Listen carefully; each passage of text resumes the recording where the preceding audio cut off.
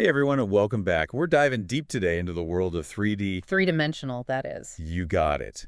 We're talking 3D models, specifically the files that make those models possible. File formats. The unsung heroes of the digital world. Exactly. We're going to break down the differences between some major 3D file formats. Well, we've got OBJ, the classic. Yep, tried and true OBJ. Then there's FBX, a step up in complexity. Right, FBX, bringing more to the table. But then we've got a newcomer shaking things up, USD. USD, developed by the animation giants Pixar. And it's making waves across industries. So buckle up, because we're going to explore why USD is being hailed as, well, the future of 3D collaboration. Sounds like a fascinating journey. Let's start with the familiar, OBJ and FBX. Think of them as the foundation of 3D modeling. The building blocks. OBJ is like your basic blueprint. It stores the shape of a 3D object. The essential skeletal structure. Perfect analogy. It's simple, lightweight, and widely compatible. A workhorse in the 3D world. Now, FBX takes things a step further. It includes more than just geometry, right? You got it.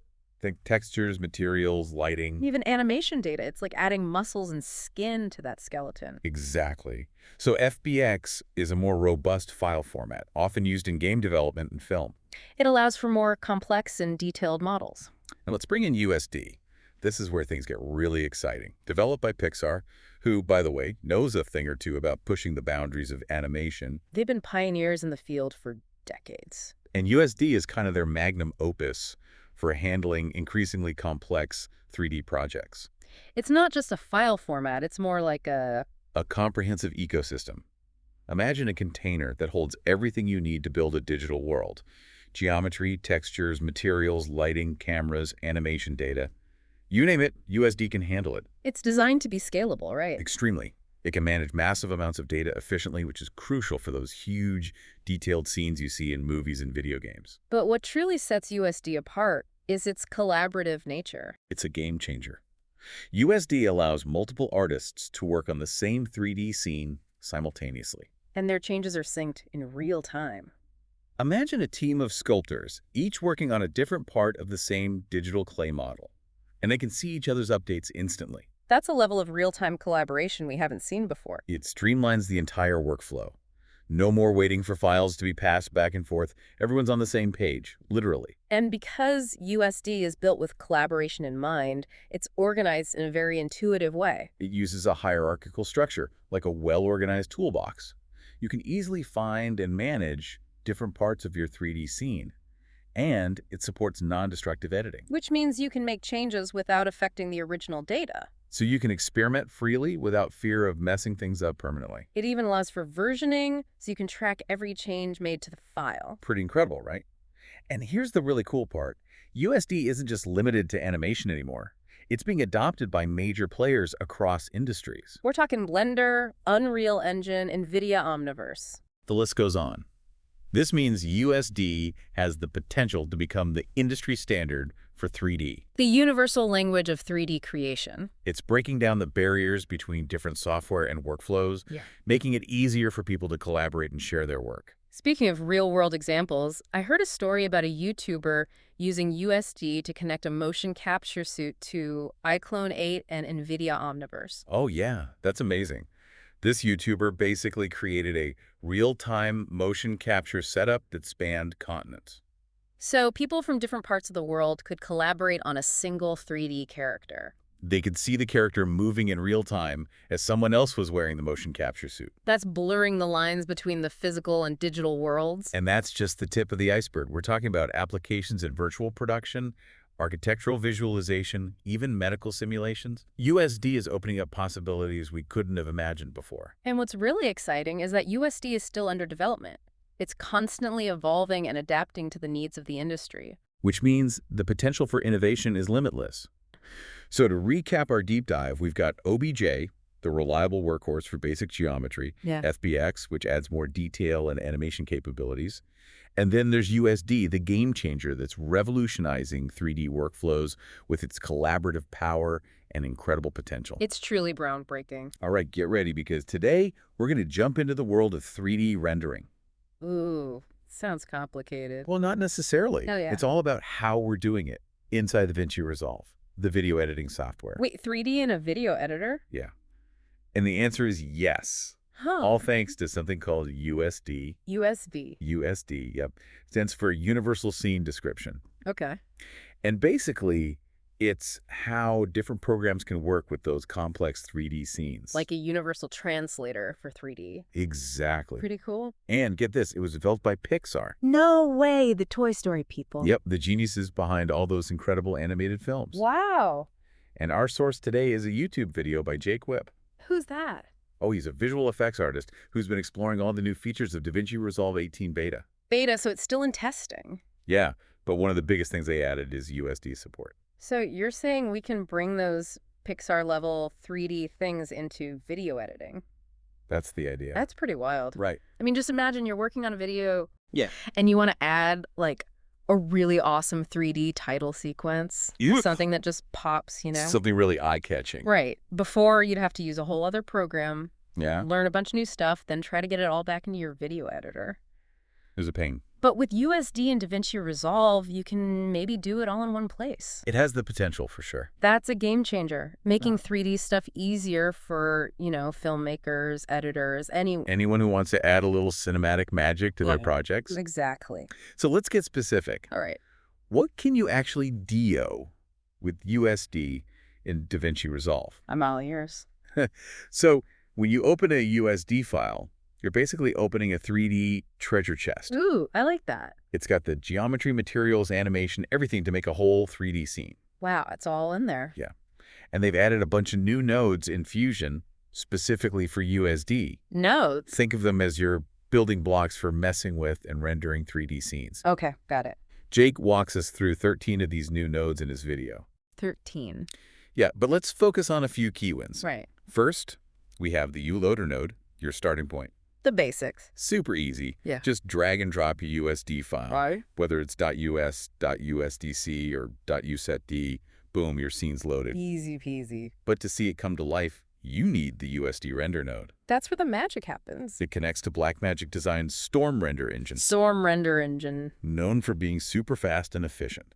So you can see these 3D scenes in real time. No more waiting hours for things to render. That's a huge time saver. Right. Right. But hold on, there's more. More. To add things like cameras or lights, you'll need the U-merge node. Okay, that makes sense. Like a conductor bringing all the parts together. Bringing the orchestra together. And once you've got all your stuff in place, you can start moving things around. Okay. The U-camera node lets you reposition and target your camera. Just like a real cinematographer framing the shot. Exactly. And then there's the U-transform node for moving and rotating objects in your scene. To get the perfect angles. Jake even shows how to use it to create smooth orbits around a subject. Cinematic. It's like having a virtual film set in your video editor. That's so cool. But I'm curious about any lighting. Oh yeah, lighting can be tricky in 3D. Is it complicated in DaVinci Resolve? It's actually pretty intuitive. Really? DaVinci Resolve has always had great color grading tools. Sure. And they've applied that same thinking to 3D lighting. Okay. Plus, that real-time rendering makes a big difference. So you can experiment and see the changes instantly. Yeah, exactly. In the video, Jake uses sphere lights. What are those? Think of them as little virtual suns. To create different lighting effects? Yeah. And he also shows how to use dome lights for realistic environmental lighting. Ooh. These dome lights can even use image textures, so you could have a sunset sky reflected in your scene. Whoa, that's impressive. And the Storm Render engine handles it all smoothly. So it sounds like USD and DaVinci Resolve is a dream come true. For video editors wanting to try 3D. Yeah. But are there any limitations? It's still beta, right? Good point. It is still early days. So what's missing? One big thing is the lack of shadow support. Oh, so no dramatic shadows under my cool 3D title. Not yet. Bummer. But they do say initial support when talking about USD. Initial support? Yeah, and they mention an in-the-box shadow GPU renderer in their official stuff. So maybe shadows are coming soon. Seems like it. That would be awesome. And Jake also hints at other things they might add in the future. Like what? Depth of field to give your scenes that blurry background look. Okay. USD text nodes to create 3D text right in DaVinci Resolve. Cool. And even the ability to import your own 3D models. Whoa, hold on. Yeah, imagine bringing in your own models and using them in your video projects. That opens up a whole new world. It's not just adding fancy features. It's making those high-end 3D tools available to everyone. So what does this mean for our listeners? Well, if you work with visual content, whether you're a pro editor or just starting out, This is something to watch. it could change how you approach your creative projects. Give you more tools and freedom to bring your ideas to life. We've only just scratched the surface here, though. There's so much more to explore. In our next part, we'll go deeper into how USD could impact the whole world of 3D content creation. Could DaVinci Resolve become the go-to tool for accessible 3D? Could it even challenge the big names in the 3D software market? We'll tackle those questions and more, so stay tuned. It's almost like we're watching something big change. Yeah, like a shift. Right. DaVinci Resolve, known for, being easy to use for video editing, Yeah. is now jumping into the 3D world with this whole USD thing. It's kind of funny, actually. I tried learning 3D software a few years ago. Yeah. And it was way too much. Yeah. I thought I needed a computer science degree just to start. I get that. Those programs can be so intimidating. But DaVinci Resolve, they're making 3D simpler for, regular people. Absolutely. That's the key here. Right. That learning curve for the typical 3D software, it's like climbing a mountain. It's a steep one. But DaVinci Resolve is built on being easy to use, so it's a smoother transition. if you already know the program, Makes sense. This could be huge, especially for independent filmmakers or YouTubers. People who don't have tons of money for fancy 3D software. Right. Or the time to learn it all. Imagine a filmmaker who wants a 3D title sequence for their movie. Yeah. In the past, that was a tough thing to do. You'd need to work with a 3D artist or learn a whole new program. Exactly. But with USD and DaVinci Resolve, they could maybe do it themselves. Save time and money. Makes you wonder, though. What's that? Even if DaVinci Resolve makes 3D simpler, will it still be limited compared to the... To the big 3D software out there? Yeah, will it be able to do everything those can do? Good question. I mean... Those specialized programs, they'll always have a place. Yeah, for the super high-end stuff. But DaVinci Resolve is kind of blurring the lines, So it's not about replacing those other programs. It's about giving more options to more creators. I like that. And that's where it gets really exciting, right? How so? If DaVinci Resolve keeps adding stuff... Like what? Shadows, depth of field, and letting you bring in your own models. It could really shake things up. Especially if it stays easy to use, it could change the whole industry. Yeah, opening up 3D to, a whole new group of people. We're seeing 3D becoming more democratic right in front of us. That's a cool way to put it. It makes you think about the future of making stuff, content creation. In what way? Could we see more indie films or YouTube videos with crazy 3D effects? That'd be awesome. What about creators who can work in both 2D and 3D? Blending those worlds together. It's definitely possible. And what about education even? Oh, yeah. Like film schools using DaVinci Resolve to teach 3D. It'd be so much easier to learn that way. Right. Students would come out with way more skills. Then maybe we'd see more different kinds of people making movies and art. Because it'd be easier to get into 3D. So yeah, there are things to think about, but the possibilities are huge. USD and DaVinci Resolve could change a lot. It's not just about a few new features. The whole new way of thinking about 3D stuff. I'm starting to get really excited about this. Me too. It's like we're seeing a big change happening. And it's hard to know where it'll go. But it's going to be interesting to watch, that's for sure. Okay, I'm officially on board. Haha, right. This USD thing, it's really cool. I know, it's exciting to think about what people can create. But let's not get ahead of ourselves. True, it's still beta, right. Yeah, still some work to be done. Who knows what other challenges might pop up. As more people start using it. Exactly, but even so. It's hard not to be optimistic. People who've tried it seem to love it. And the fact that DaVinci Resolve keeps working on it. It means they believe in it, right. It's part of their plan for the future. So, the big question... Can DaVinci Resolve be the go-to for easy 3D? I think it has a chance, yeah. But it all depends on how they keep developing it. And how people use it. The potential is there. It's up to us, the creators, to explore it, Push the limits of what we can do. Okay, I want to see what people make with this. Me too. But before we get lost in the future of 3D, right? Let's bring it back to now. So for those of you who don't know, USD stands for Universal Scene Description. Right, it was developed by Pixar. And it's basically a way to store all the information about a 3D scene. Yeah, not just the models themselves. Right. But the materials, the lighting, all that. It's more than just a model. It's like the whole environment. Exactly. So you can That imagine. would mean all the data that comes along with it. Yeah, so you could have a USD file for like an entire forest scene. Yeah, and when you import it into DaVinci Resolve, You get all that. you get everything. The trees, the leaves, the lights hitting everything. I'm already geeking out about this. It's pretty mind-blowing. And think about the time you're saving. Oh, absolutely. Instead of setting all that up yourself, $5 an hour. you could just import it and start being creative. Yep, focus on the fun part. So this is obviously a game changer for any industry that uses 3D graphics. I mean, film, obviously. Yeah, product design, architecture, visualization. Pretty much anything you can think of. So how does this USD magic work in DaVinci Resolve? Well, DaVinci Resolve has this amazing Fusion page. Right, I love Fusion. It's super powerful, like a mini Pixar studio built right in. So how do you even use USD files with it? It's surprisingly intuitive. Oh, is it? DaVinci Resolve has a bunch of dedicated USD tools, for working with these files. Okay. So you can manipulate the 3D objects, position, scale, rotate. Got it. And you can even render them out with realistic lighting and materials. So it's not just about bringing the model in, you can really tweak it. Oh yeah, total creative control. Now, I know Mosquita, in his tutorial, he talks about this thing called the U-shape node. Oh, the U-shape node, yeah. What is that all about? It's pretty awesome. Okay. It lets you create different shapes right inside DaVinci Resolve. Wait, so like I can make my own 3D objects? Exactly. What kind of shapes? Well, like capsules, cones, cubes, cylinders, spheres, planes. Wow, so it's not just basic shapes. You can get pretty complex. Yeah, and the cool thing is you can customize them a lot more than just using like a basic 3D shape tool.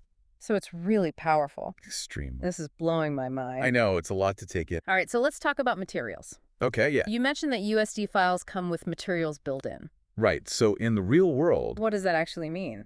objects are made of different materials. Right, like wood, metal. Yeah, exactly. Gas. And in 3D, we use materials to simulate those substances Okay. and how they interact with light. So it's about making it look realistic. Exactly. Right. So with USD, so like if I import a model of a car, Yeah. it might already have like realistic paint. Yep. Chrome glass. All applied, ready to go. It's like it knows what it's supposed to look like. Yeah, it's pretty amazing.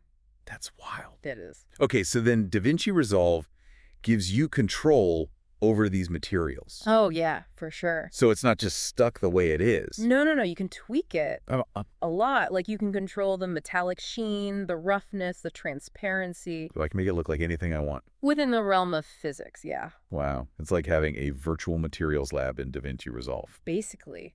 Now, in the tutorial, Mosquita shows how you can create like a super shiny reflective object just by moving a couple sliders. Yeah, it's super easy. Is that like magic or that's science? Well, it's based on real-world physics. Okay. The way light interacts with surfaces. Right. So it's science, but it feels like magic. It does, yeah. Pretty cool. So this level of realism is obviously super important for things like product visualizations. Absolutely, yeah. Architectural renderings, special effects. Anything where you want the CGI to blend in with real footage. Seamlessly. Yep, has to look real. Now, Mosquita did mention that he was still figuring out how to seamlessly integrate USD objects with actual video footage. Yeah, that's a common challenge. Which I feel like is like the holy grail, right? It is. Of visual effects. Being able to bring those two worlds together. So do you think it's even possible? Oh, definitely. And DaVinci Resolve is constantly evolving. Right. So I'm sure we'll see more dedicated tools for this in the future. Okay, that's exciting. Yeah, but even now there are ways to do it. Okay. Using the existing compositing tools. So it just takes a bit more finesse. A little bit more know-how, yeah. Okay, so it sounds like we're like on the verge of something truly revolutionary. I think so. Being able to easily incorporate these hyperrealistic 3D objects Into video. Yeah. It opens up a whole new world of creativity. Yeah, for sure. So before we get ahead of ourselves, let's take a step back and recap what we've learned about USD files. All right, so we've established that USD files offer a really streamlined and powerful way to work with 3D objects in DaVinci Resolve. Right, so it's like a head start Yeah. with a ton of creative control. Exactly. And we've only scratched the surface. Oh, really? There's more. Oh, yeah. Okay, well, are you ready to dive even deeper into USD and explore its full potential? Absolutely. Let's do it. All right, let's go. Let's unpack even more of what USD has to offer. Okay, so we're diving even deeper now into USD. All right, let's get into it. Now, you mentioned that USD isn't just about static 3D objects. Yeah. Yeah, so one of the coolest things about USD is that it can handle animation data. Oh, wow. So, like, imagine So it's not just about placing objects. you import a 3D character You're bringing them to life. that can walk and talk With movement. and interact with the environment. Personality, all possible with USD. That's wild. It's amazing. And all that animation data So now I'm thinking, Is packaged right in the USD file? animated shorts, super easy to use. visual effects sequences, Yep. even like interactive experiences. Absolutely. What other hidden gems are in these USD files? Well, one thing that I think is really cool Okay. is this concept of variance. Variants. Yeah. So think of it like having multiple versions Okay, I need an example. of the same object stored in a single file. Okay, sure. Okay. So let's say you're creating a scene with a car Okay. with USD variants. You could have different versions of that car, Okay, all within the same file. gotcha. So you could have a version with the doors open, Huh. a version with a different paint job, Oh, okay. even a version that's been damaged in a crash. So it's like instead of creating like a separate model for each one, it's Yeah. like I have all these options in one file. Yeah, like a wardrobe. That's really efficient. Very efficient. So they really thought of everything when they designed this. It's really well thought out. Yeah. Really ingenious. I mean, Pixar, right? the best. Okay, now, What else? one thing we haven't talked about is collaboration.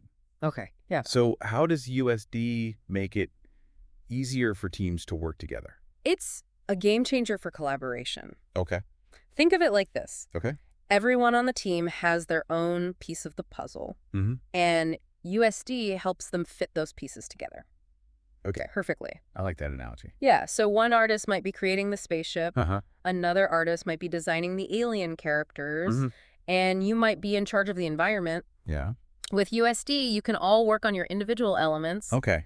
and then bring them together seamlessly into a single scene. That's huge. It is, yeah. I mean, no more wrestling with file formats, Exactly. trying to merge different versions. All the headaches are gone. It's like it just brings order to chaos. It really does streamline things. Yeah. Okay, so now I'm even more curious about the animation capabilities Right, yeah. we touched on earlier. It's amazing what you can do. So can you tell me more about how USD handles animation?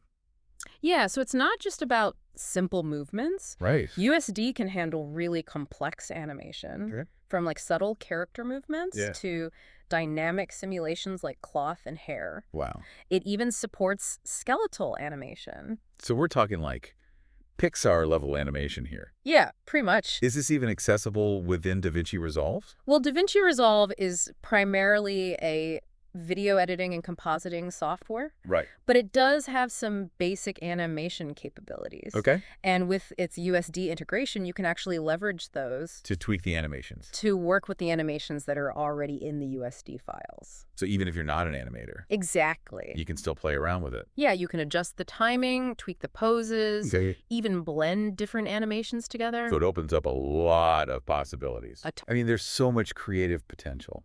There really is. It's amazing. What else? Mosquito mentioned using a 3D model of a forest in his tutorial. Right. What kind of possibilities does USD open up for environments? Oh, the possibilities are endless. Okay. You could create anything from sprawling forests to bustling cityscapes, Oh. all with incredible detail and realism. So you're not just limited to the object. No, not at all. You can actually build entire worlds. Exactly. Yeah. That's wild. That's pretty amazing. So it's like having the power to create universes. In a way, yeah.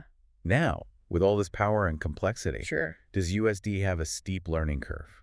That's a common question, Yeah. but I think it's a misconception. Okay. USD is powerful, but it's also designed to be user-friendly. Okay. And with resources like Mosquito's tutorial and the growing community of USD enthusiasts, Right. it's becoming easier than ever to learn. So it's not about being a technical wizard. Not at all. It's about having the curiosity Exactly. and willingness to learn. Yeah, just dive in and explore. Okay, so this has been an incredible deep dive. It has. And we've just barely scratched the surface. Yeah, there's always more to learn. Before we wrap up, though, Yeah. you said earlier that USD is a storytelling tool. I did. Can you elaborate on that? Sure, so think about it. How does it help people tell better stories? Every story has a setting, Yeah. characters, Mm. and a sequence of events. Right. USD allows you to create those elements with incredible detail Okay. and realism. That's like having a virtual film set. Exactly. Where you control everything. Every aspect of the environment. Yeah. Bring your characters to life. So it's not just pretty pictures. No, it's about creating worlds that feel real. And immersive. Immersive, yeah. It draws the audience in. Absolutely. Makes them feel part of the story. Exactly. This makes me think about the evolution of filmmaking. Oh, yeah. From silent films to talkies, black and white to color. And now we're in this era where visual effects are becoming so real. Are so realistic. It's incredible. And USD is at the forefront of this. Absolutely. It's breaking down the barriers between real and virtual. Yeah, and allowing filmmakers to create things that we never thought possible. Things that were impossible before. So this is a paradigm shift. It really is. Okay, so as we wrap up this part of our deep dive, what final thoughts do you have for our listeners? I think the most important takeaway is this. Okay. USD is more than just a file format.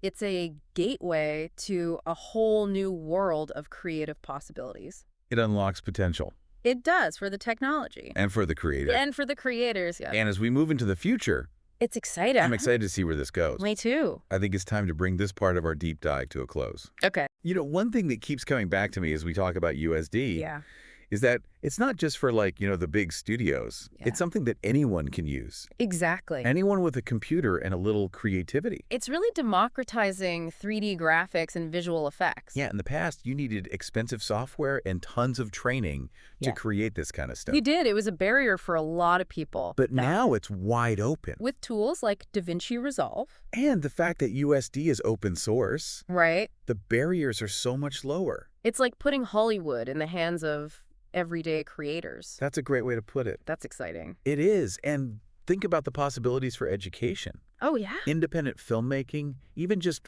fun personal projects. Like what? Give me an example.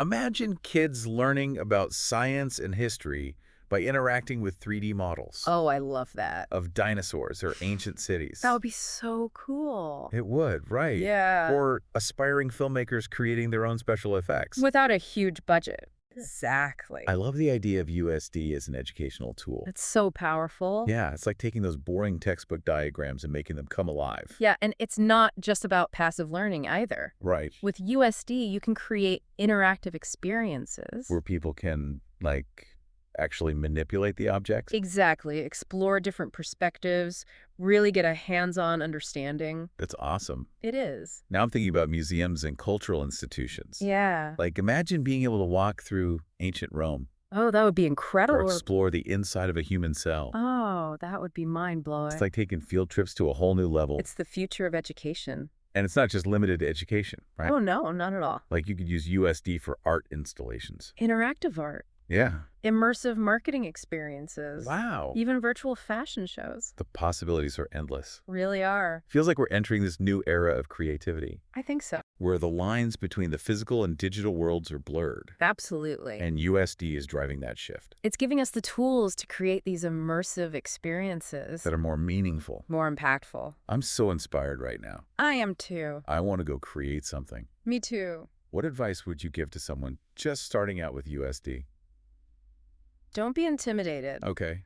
There are so many resources available. Yeah, online tutorials, forums. Communities of people who love USD. I like anything new. Right? Yeah, just dive in and explore. Don't be afraid to make mistakes. That's how you learn. So embrace the learning curve, have fun, and see where it takes you. Welcome back, everyone. We're diving deep into the world of compositing today. Compositing, huh? Yeah.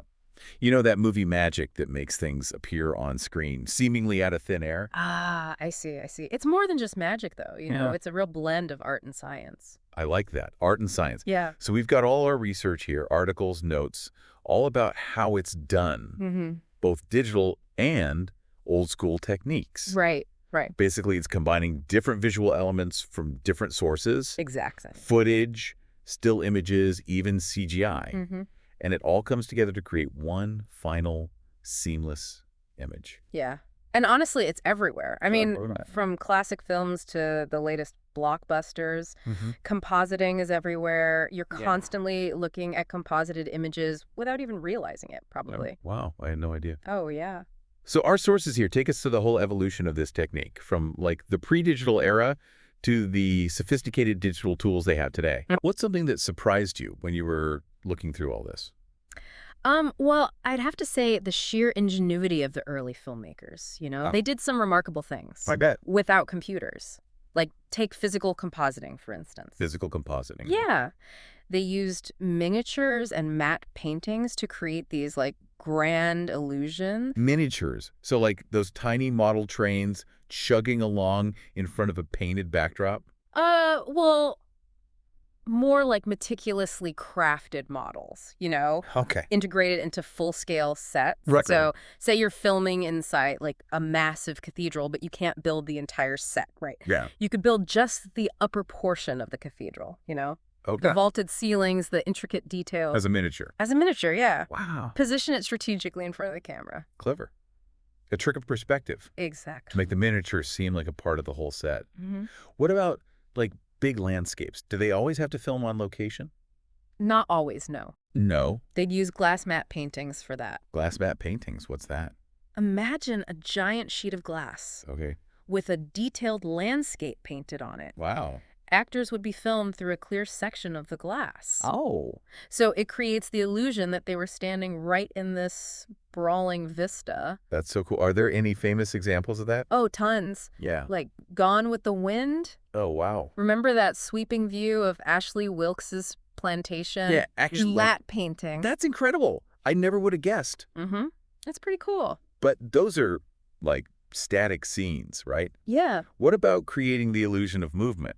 Like someone driving a car? Well, for that, they'd use background projection, projecting moving images onto a screen behind the actors. So like film a car driving along a road. Right. And then project that footage onto a screen in the studio. Exactly. Oh, I get it. Actors sit in a car in front of the screen, pretend to drive. While the projected footage makes it look like they're moving? Exactly. It must have been pretty challenging technically to pull that off, though. Yeah, I bet. Especially rear projection. Rear projection. Yeah, where the image is projected onto a translucent screen from behind. So matching the lighting and the perspective between the foreground and the background to make it believable. Oh, yeah, that was no easy feat. Speaking of, what about the famous crop duster scene in North by Northwest? Was that rear projection? A lot of it was, yeah. Really? They projected footage of a real crop duster onto a screen. Oh, wow. With Cary Grant running in front of it. That's amazing. The way they captured the vastness of the landscape and that sense of danger, Yeah. It's incredible. Testament to the skill of the filmmakers. Absolutely. But what about those scenes where it looks like actors are in two places at once? Was that just clever editing? Nah, that's where multiple exposures come in. Multiple exposures. Yeah. They'd film a scene, rewind the film to the exact same spot, and then film a different scene right on top of the first one. Oh, I see. To prevent it from being like a jumbled mess, they'd use masks. Masks. Yeah, to block off certain areas of the film frame during each exposure. Oh, so they could later scenes precisely. Do Exactly. you have an example of that? Oh, sure. Think of Buster Keaton's 9-character performance in The Playhouse. Oh, wow. He used multiple exposures, filming himself in each role separately, Wow. and then layered those performances all together using that masking technique. That's amazing. It's mind-boggling to watch. It really is. Definitely more than just clever editing. Oh, yeah. It seems like a real art form in itself. Absolutely. And while digital compositing has made things a lot easier, Yeah. it's just fascinating to see how these early filmmakers were already pushing the boundaries of visual storytelling without computers. I agree. It's pretty amazing. It sounds like even with computers, a lot of these pre-digital concepts still apply today. Oh, for sure. A lot of the same principles are still there, just done digitally now. Right. Speaking of computers, let's shift gears a little bit and talk about how digital compositing has changed filmmaking. Okay. We all know about green screens, but what's going on like behind the scenes? Yeah. What software are they using to make these fantastical images? Well, it all comes down to replacing a specific color, usually blue or green, Right. in one image with another. So it's like a high-tech version of cut and paste. Kinda, but with way more nuance than just swapping colors. So how does the software know the difference between the green screen and, say, a green prop? That's where it gets pretty technical. Software like Natron. Natron. Yeah, which is a powerful open source compositing tool. Yeah. Uses sophisticated algorithms to like analyze the footage, Okay. isolate the specific shade of green or blue of the screen, and then it replaces it with the desired background image. So it's not just swapping colors, it's analyzing every single pixel. Yeah, to make sure it blends seamlessly. Got it. And that's just the beginning, I'm guessing? Oh, yeah.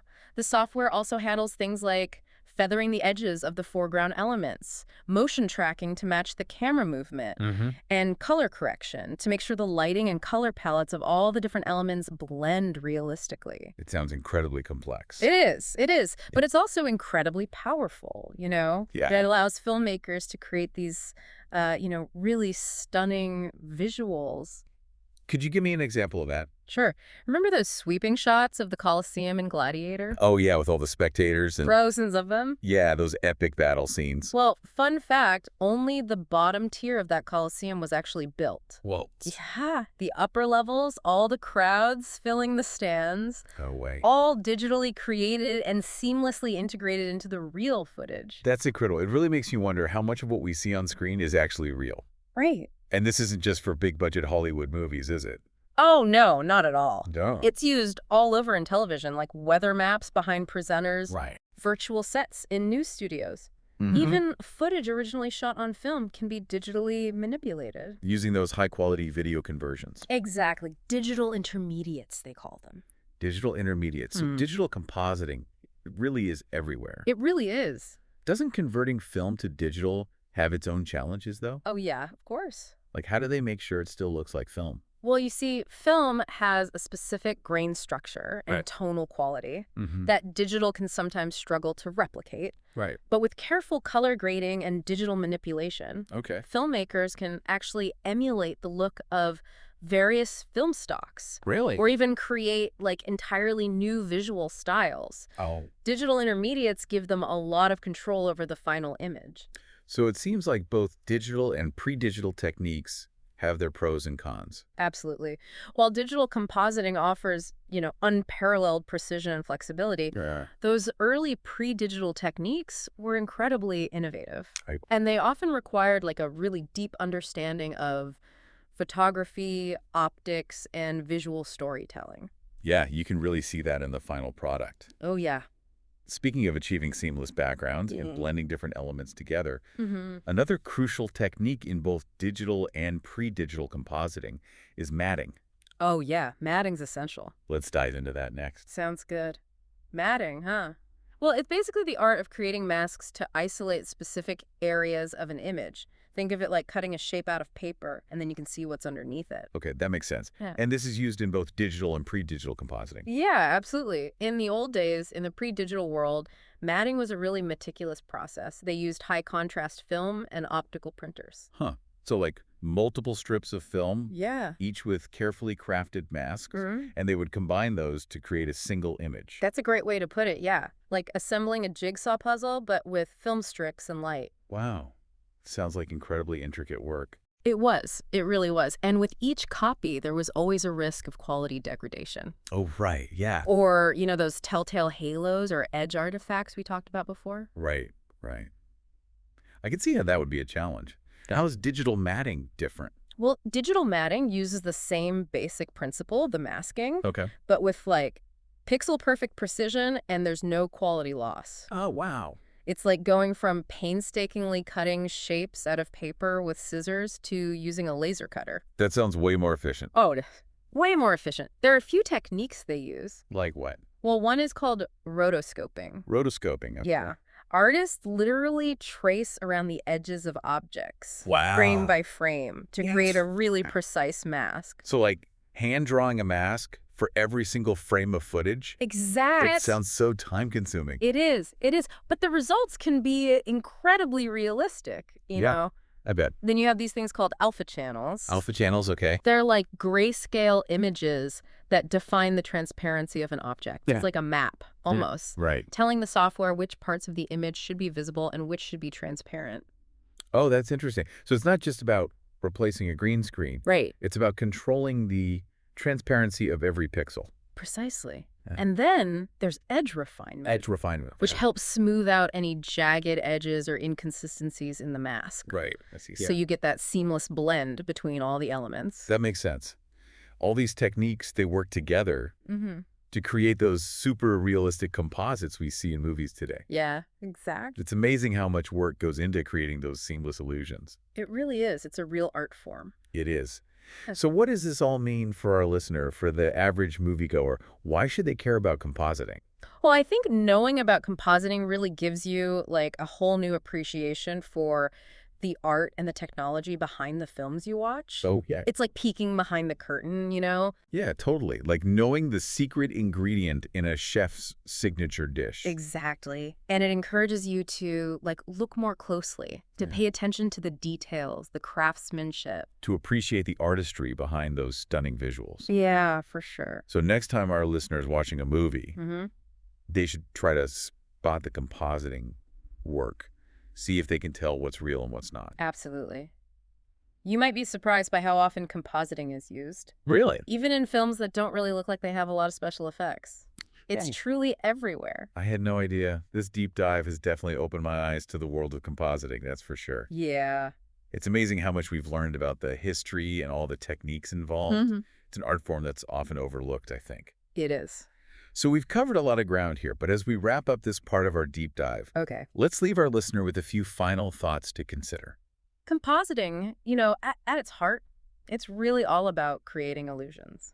Illusions, right. Illusions that like transport us to different worlds, introduce us to, you know, fantastical creatures, and make the impossible seem possible on screen. And what's really remarkable is that these illusions, they often come from a real collaborative effort. Oh, interesting. Blending the talents of, you know, artists, technicians, storytellers. A real team effort. Absolutely. Filmmaking is definitely a team sport. Everyone contributes to the final product. I agree. So if you could, like, distill all this down to one key takeaway for our listener, what would it be? That's a good question. I guess I'd say don't just watch the movie, see it. See it. Yeah. Pay attention to the details. Look for the, you know, the seams. The seams. Yeah, where things are blended together. Okay. The moments where reality is kind of bending to the will of the filmmaker. It's like a treasure hunt for the movie savvy. Exactly. And once you start noticing these details, you gain a whole new appreciation, you know, for the artistry and the technical wizardry behind those visuals. It's like you're learning a secret language almost. Yeah, kind of. You're in on the joke. You understand how they did it. And that understanding, it really enhances your enjoyment of the film. It does, yeah. It turns you from just a passive viewer into an active participant. You're engaging with the film on a whole other level. It changes the experience. For sure.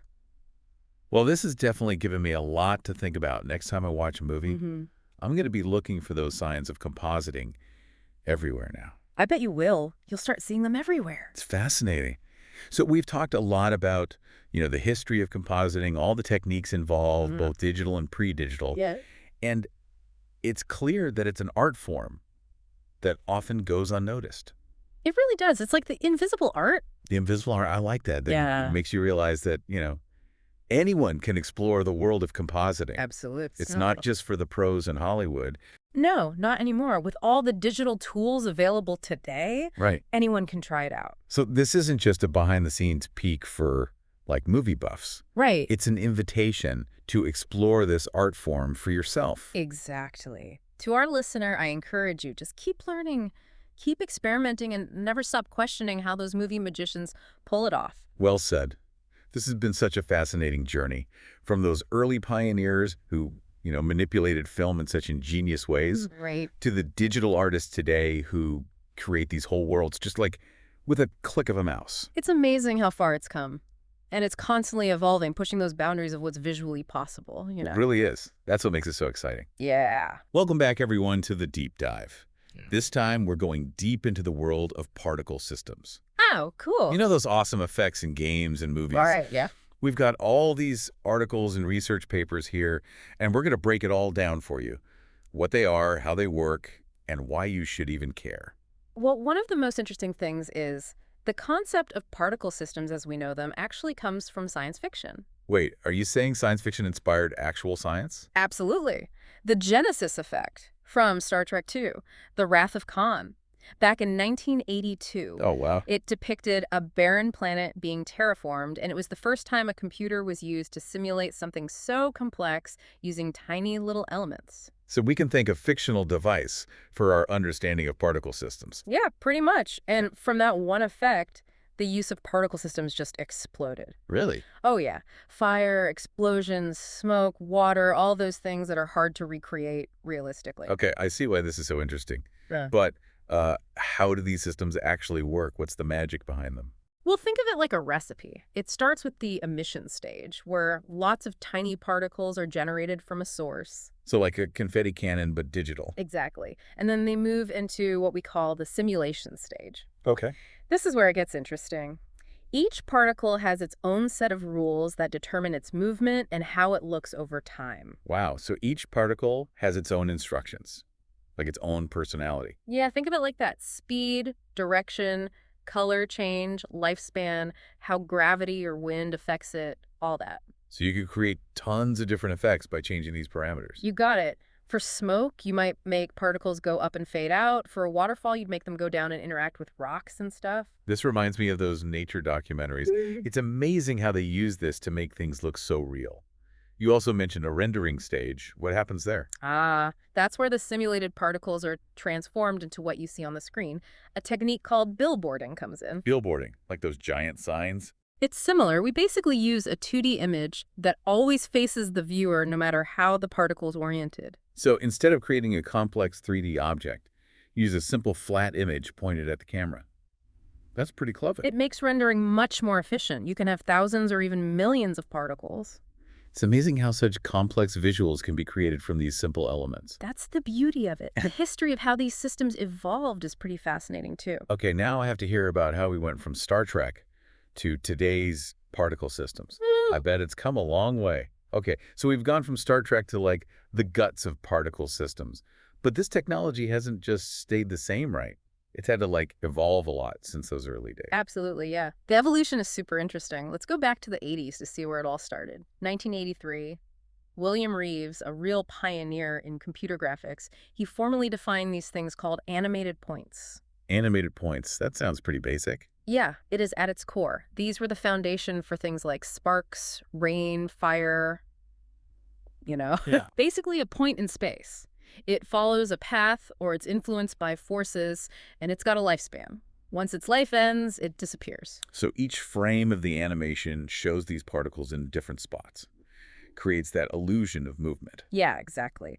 For stuff like fire or smoke that dissipates, each particle would have a fade-out time. For things like rain or snow, the particles would just vanish when they moved out of sight. Clever. But this was just the beginning, right? We didn't stop at just points. You're right. Just a couple years later, in 1985, Reeves expanded this idea to include rendering the entire life cycle of a particle all at once. The entire life cycle. Yeah, so now we're talking static strands. Strands, so not just points anymore. Exactly. Now we're visualizing the whole trajectory from birth to death all at the same time, like drawing a line that represents the entire path of a sparkler, Okay, I can see how that could look really cool. But how did they actually use these strands? Oh, they've revolutionized things like hair, fur, grass, things like that. By controlling things like velocity, force fields, spawning rates, deflection, you could give them different properties. Stiffness, limpness, heaviness, you name it. That's like giving each strand of hair its own personality. It must have made video game and movie characters look so much more real. Oh, absolutely. You could even use texture mapping to vary the color, length, all that, making effects even more realistic and complex. From simple points to whole strands, it seems like particle systems were getting super versatile. But I have a feeling this is just the beginning, right? What came next in this whole evolution? Well, fast forward to 1987, we see this fascinating development.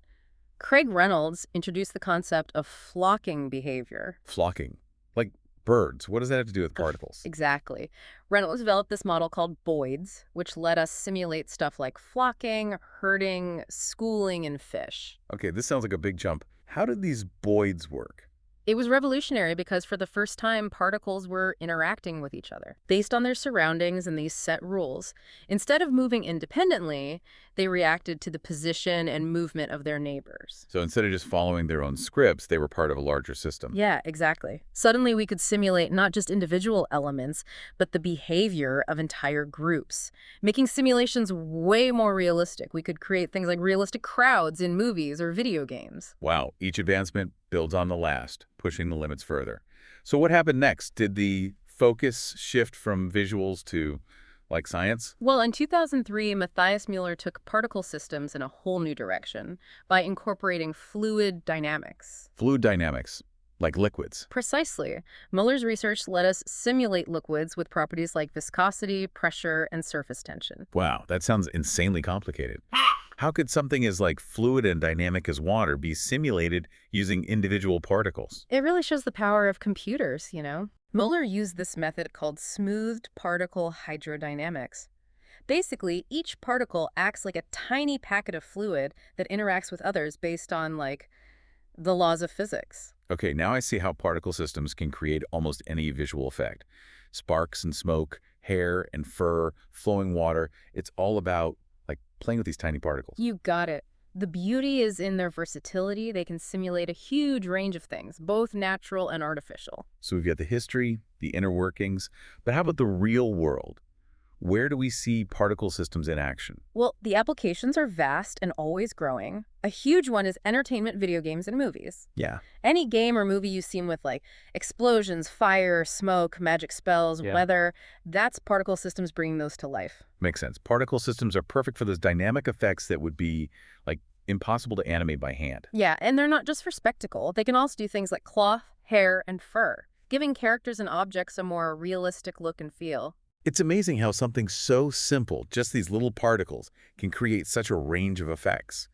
But I bet creating them takes some serious know-how, right? Well, the good news is you don't have to be a coding whiz. Oh, good. While creating your own from scratch can be tough, there are tons of tools and APIs that make it much easier.